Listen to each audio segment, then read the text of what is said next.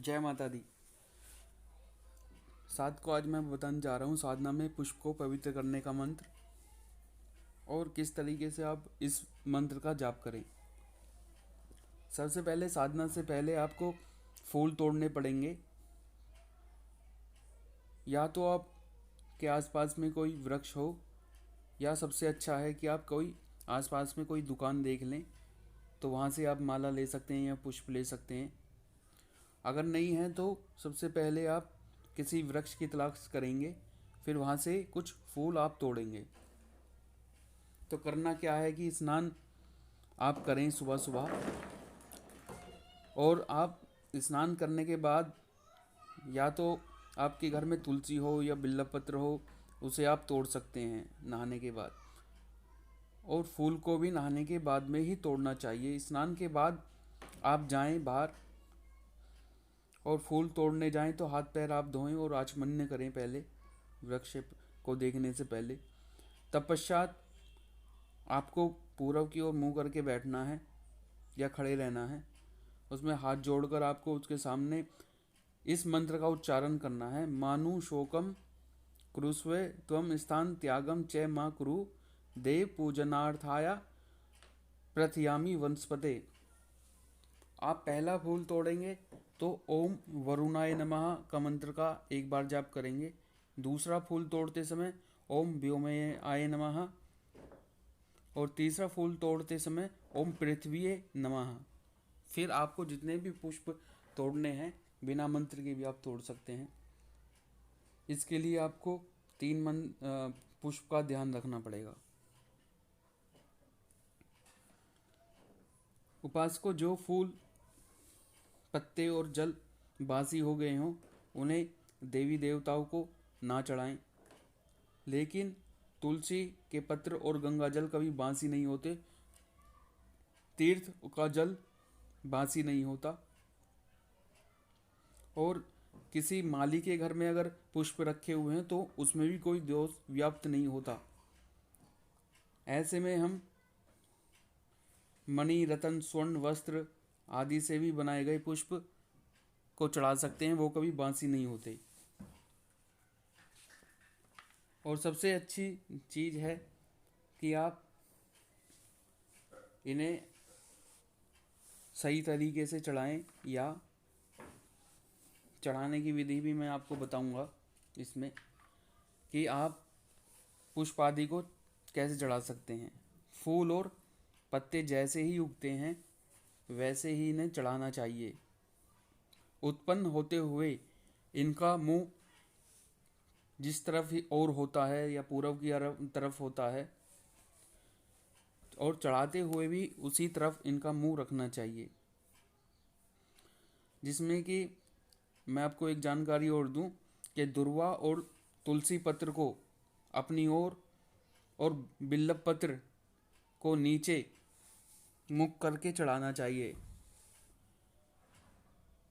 और इसमें कोई और पत्ते हो तो आप ऊपर नीचे, ऊपर मुंह करके या नीचे मुंह करके दोनों ही तरीके से चढ़ा सकते हैं। सबसे पहले आपको करना क्या है, दाहिने हाथ के मध्यमा उंगली से अनामिका और अंगूठे की सहायता से फूल चढ़ाना चाहिए। और यदि आपको ये पुष्प भगवान पर से चढ़ाए हुए वो फूल उतारने हैं तो उसकी क्या विधि है। जो चढ़े हुए फूल हैं उन फूलों को आप अंगूठे और तर्जनी की सहायता से इसे उतारें, और कुछ सामान्यतः हमारे जो वर्जित हैं उन पुष्प के बारे में भी मैं आपको बता देता हूँ। जो फूल अपवित्र बर्तन में रखे हुए हों या अपवित्र स्थान में उत्पन्न हो या हो रहे हों, आग में झुलस गए हों या कीड़ों ने खा रखे हों, सुंदर ना हो और जिनकी पंखुड़ियाँ बिखरी हुई हो, और जो पृथ्वी पर गिरा हो उसे कभी ना भगवान पर चढ़ाएं। जो पूर्णतः खिला ना हो और जिसमें गंध आ रही हो, सड़ी हुई बदबू आ रही हो, दुर्गंध आ रही हो, ऐसे पुष्प कभी ना चढ़ाएं और कली भी ना चढ़ाएं। और जो फूल बाएं हाथ पहनने वाले या किसी ने अधोवस्त्र धारण किए हों या आँख का आप जानते हो वृक्ष आखड़े का या आँख का बोला जाता है, तो उसके पत्तों में भी कोई फूल या पुष्प ना लाया हो और कल चढ़ाना भी मना है। कलियों का चढ़ाना मना है, किंतु यह कमल पर लागू नहीं होता। कमल पर आप कलियां चढ़ा सकते हैं।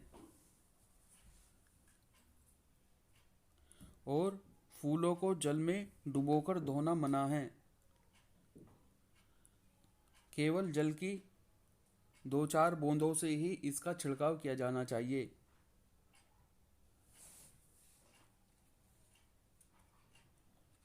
और सबसे अच्छा है कि आप मन से फूल चढ़ाएं। अगर आपके पास में कोई व्यवधान है नहीं तो आप मन से भी पुष्प चढ़ा सकते हैं। यदि कोई नित्य ही भगवान की साधना करता हो, पूजा करता हो और पुष्प उसके चढ़ाने के लिए उपलब्ध ना हो, तो ऐसे साधकों के लिए मन से, जो कि मन के द्वारा हो या मन में सोचे हुए हो, ऐसे पुष्प चढ़ाने का विधान बताया गया है। इसके अंदर आपको क्या है कि 1000 करोड़ों फूलों को भी अगर जो आप बाहर के चढ़ाते हैं, उससे वो फल प्राप्त नहीं होता जो आप केवल एक फूल मन से चढ़ा देते हैं, उस चीज़ से चढ़ाने से आपको प्राप्त हो जाता है।